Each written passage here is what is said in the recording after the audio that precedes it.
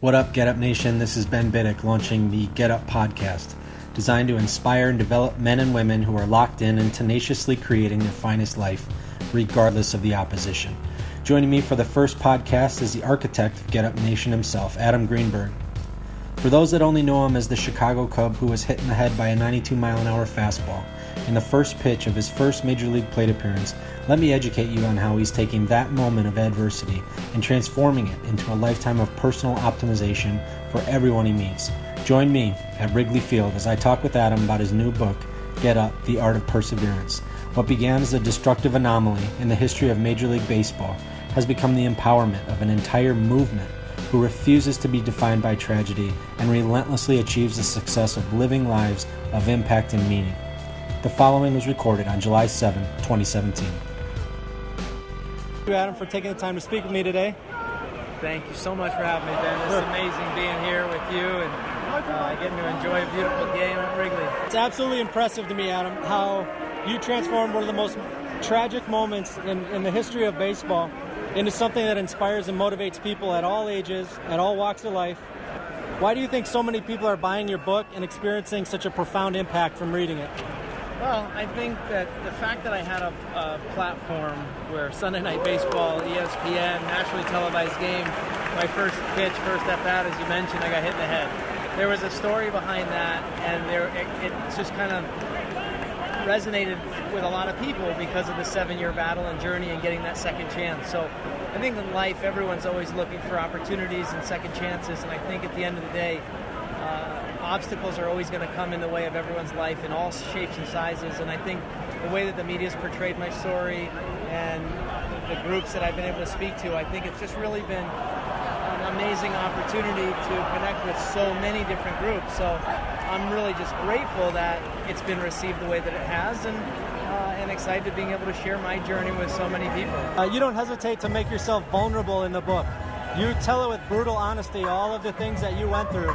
Do you think that vulnerability or that brutal honesty is part of how you maintain your resilience? I think it has to be. I think once you're willing to accept who you are, what you've done and gone through, I think at that point you're able to look yourself in the mirror and just be honest. So, and then you're able to understand and recognize what you have to do, what next steps you have to take. So when you start pointing the finger and blaming everyone else without really taking charge of your own life, which is the easier thing to do. It's easier to point the finger and blame somebody else for your shortcomings, but you only want to take credit for the successes when the successes are happening. I think it's really important to be vulnerable, and it's not minimizing yourself as a person. I think it's strengthening you. So it's something that I've done every day since this, especially in the last 6 months, is just taking time for myself and really kind of getting myself around positive people, positive podcasts, positive books, inspiring business owners and entrepreneurs and just people that take care of others. And I think that's really what life's all about. So any chance you have to better yourself and understand what you're needing to improve on as a human being, then life gets a little bit easier. One thing that I've noticed is that when people meet you, they're often impressed by your humility and your selflessness. And certainly in athletics, team concepts are ingrained in athletes, but your selflessness goes beyond that. You encourage everybody you meet, and your story resonates with people of all different generations and ages and professions. Why do you think that is? Well, I mean, I grew up playing team sports. And I always wanted to win. And in order to win, any one individual can't do it by themselves. There's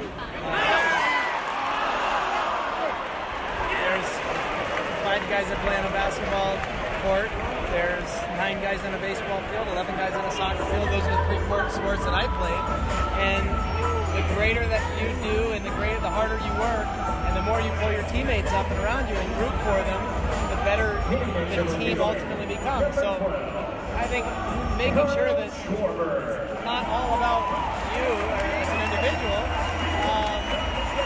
creates that team environment. So when success happens, you have to celebrate individually and as a team. But at the same time, if you're all about yourself and only focused on you and don't care about other people, then, I mean, life's lonely in that world anyway. So I just a good upbringing obviously helps, and having a strong commitment to others and wanting what's best for them in addition to myself. I see. Your book, it's called Get Up, The Art of Perseverance. It's so much more than just a book about sports or baseball. Can you, Pete, give the people listening here, can you tell them why you wrote this book? Well, I wrote it because I wanted to make sure that I could connect with a greater audience of people beyond just the speaking engagements and those that I come across, and really to kind of overemphasize the fact that I got hit by a pitch, my first at-bat. I made it back. Great. It's easy to look on the outside and say, oh, well, that's not so bad. So I wanted to connect with people and really dive deeper into my story and of my journey of the struggles, the triumphs, the trials and tribulations, and those types of things. And in order to do it on a larger scale, I had to get it down on paper and make myself vulnerable and put it all out for those that are looking for that kind of help and guidance. Little Leo is making friends over here with other fans. How or when did you first discover the massive opportunity that there was to connect with others as a result of your injury?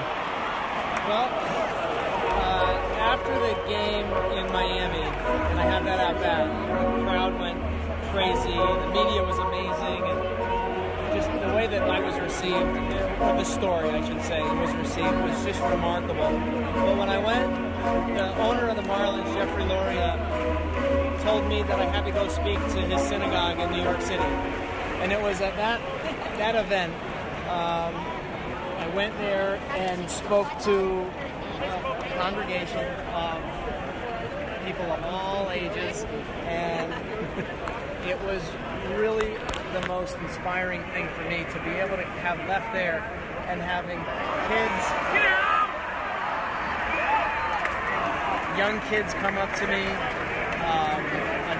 adults, mothers, fathers, and then literally, I'll never forget, these two little old Jewish ladies, had to be in their 80s, came up to me and said, had we known that there was a Jewish ball player going to be speaking today, we would have stayed home. But they finished with, but boy, were we glad we came. Thank you for delivering your message. That's great. And it was at that point, with the young kids all the way up to the older people, that they were able to connect, I was able to connect with, that I knew that there was a greater calling and an opportunity to really kind of help connect with more people and inspire and motivate. So that's when I knew, right after that at-bat with that one speaking engagement. It seems to me that would be empowering.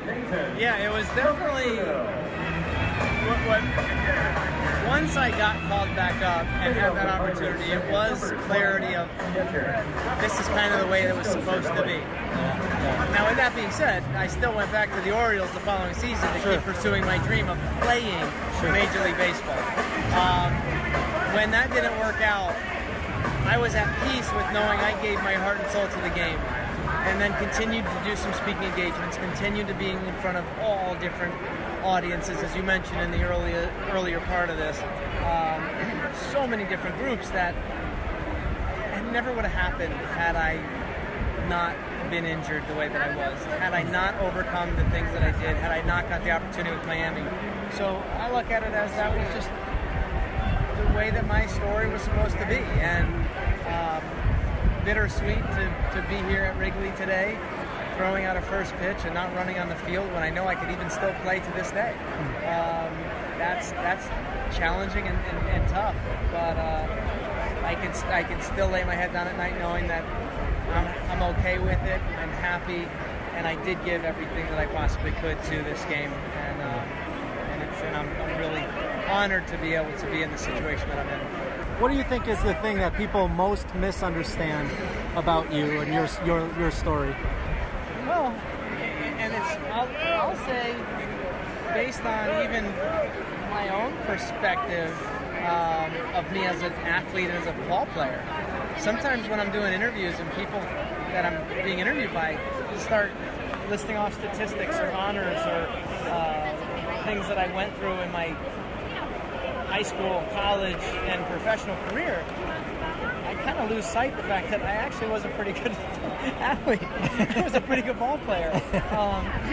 So I'd say if I'm losing that perspective sometimes, I can only imagine that the perception of the fans of, okay, the guy who got hit by the pitch. So not the great athlete, the great baseball player, the guy who earned and worked his way up to get there and then fought his way back on the field and earned an opportunity to get back with the Marlins. So I think that would be it as an actual athlete and baseball player. Can you just tell me a little bit about your passion for the service of your company? Yeah. The one greatest gift that we've been giving in life is our body and our mind. And for the most part, everyone that's born, that's what you have. And you only have one of them. And what we do so often is hurt our own selves. So I always make the analogy, if somebody were to buy a Lamborghini and they spent a couple $100,000 on a car, they're going to take good care of it. They're going to make sure they change the oil. They're going to put high-octane gas in it. They're going to make sure that the brakes are right, the tires are good, because it's an investment in a car. Well, our bodies are our own engine, and we need the proper fuel. We need the proper nourishment and nutrients, and there's so much misinformation out there, and it's easy to hurt yourself. And really the whole purpose and the whole goal of Blue Run Living and Get Up Nation is not just to say do this and don't do that. It's really to get people to understand why you're going to eat certain foods, why you're going to stay away from certain foods, how you can do everything in your power to prevent illnesses, diseases, injuries from happening to the best of our ability. Now, there's no guarantee in life, but the one thing that we can do is fuel our bodies properly. So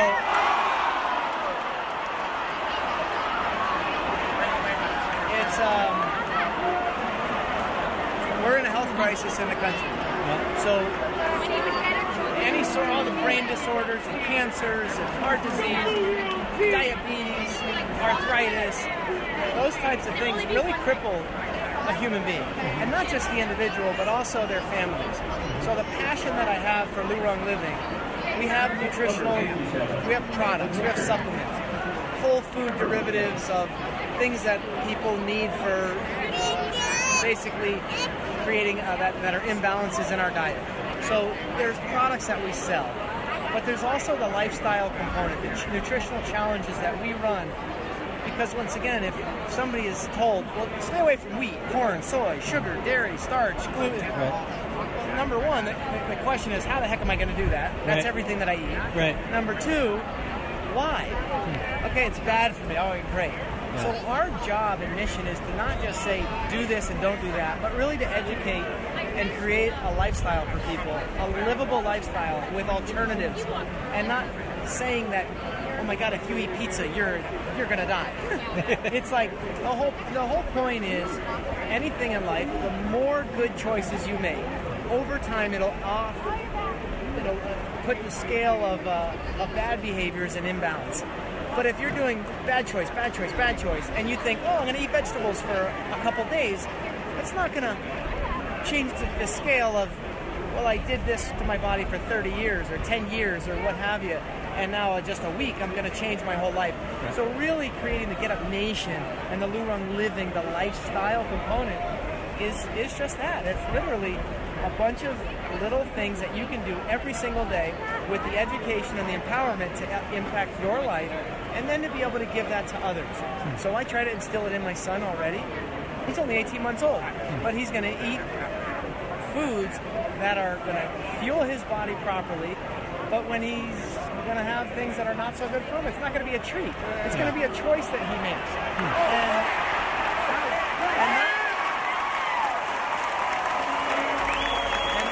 And not so much just don't eat this, it's education. The reason that we don't do this is because, and we've had a lot of personal tragedy in the family with cancer and death, and I don't want to see him go through that. Absolutely. So when you can correlate a situation of certain things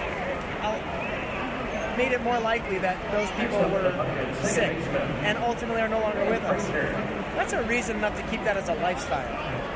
So, once again, Get Up Nation, Blue Rung Living, empowering people with education and being there to hold their hand through the process, because it's a community.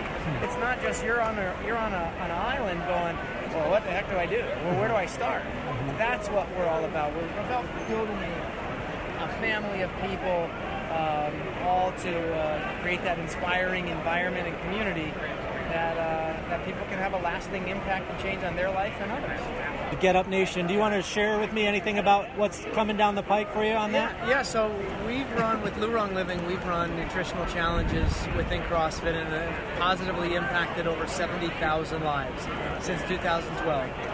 And that's just CrossFit specific. Get Up Nation is about everybody. It's about kids, it's about their parents, it's about their families, and creating that nation, that group of people that are getting up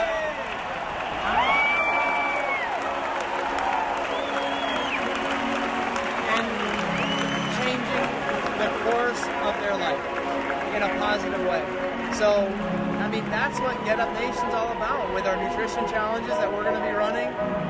Communities, corporations, schools, religious organizations. We want to work with everyone and create a nation of people that are all about positive change, and not just with food, but the way that they conduct themselves, their lifestyle choices, the way that they help others. So when we have lifestyle type of things, we're going to challenge people to be a better version of themselves, to be able to help others. And that's what Get Up Nation is all about and Blue Rung Living. Because when I hear you talk about this, I mean, it's so inspiring. And then to hear these people, they're cheering at this ball game, but it's like I can't. It's like thinking of these people cheering for this version of America that you're creating. It's something that takes this nation, which has so much promise and opportunity, and really maximizes everyone's life, optimizes everything they're doing so that they're healthier mentally, healthier physically, being there more for their families and their communities. It kind of gives me chills, to be honest with you. You've forged powerful relationships with so many baseball legends who agreed to be interviewed for your book. Dusty Baker, Brad Ausmus, Peter Gammons, David Bell, Coach Fox from UNC. All of them speak about how your character and your tenacity and your work ethic were superior and truly impressive. In the book, Dusty Baker described you as being a truly special person. How can people in their own lives achieve the respect of master performers in their profession? Well, it's kind of easy, because every single person has the ability to do the little things right over and over and over again. I mean, and I know that sounds easy and cliche, but it's really true. If you conduct yourself with a positive attitude and you take care of other people and you look out for their best interest, you gain respect from others. You don't have to ask for it. You just do the little things. When nobody's looking, that's kind of how I call a champion. What are you doing when nobody's looking? You just do the right thing. Make the right choice. Do something every single day to have a positive impact on the world. And that could mean just having a little goal for yourself, because if you improve yourself a little bit, you're having a positive impact on the world. And I know it sounds so easy, but it really is, because it's those little things over time. It's the work that you put in over time. It's the way that you talk to people. It's the way you shake their hand, look them in the eye. It's the way that you listen when somebody's talking. It's really not that difficult, and I think so much of that is missing in today's society, where it's that I earned it, I deserve it, I should get it. And I think that self-fulfilling type of mentality of just being empowered and entitled, or more entitled than anything, is where we go wrong as a society. So little things, little positive things that you can do to help better yourself and somebody else. Over time, you'll gain the respect of others, you'll have quality people around you, and the quality of life that you want to live will be there for you. That's just a fact. That really leads in a question I had is, people who read the book, they often comment about how the positivity of your message is such a welcome contrast to the negativity they see in the news. And that has to be a satisfying feeling to have that type of impact.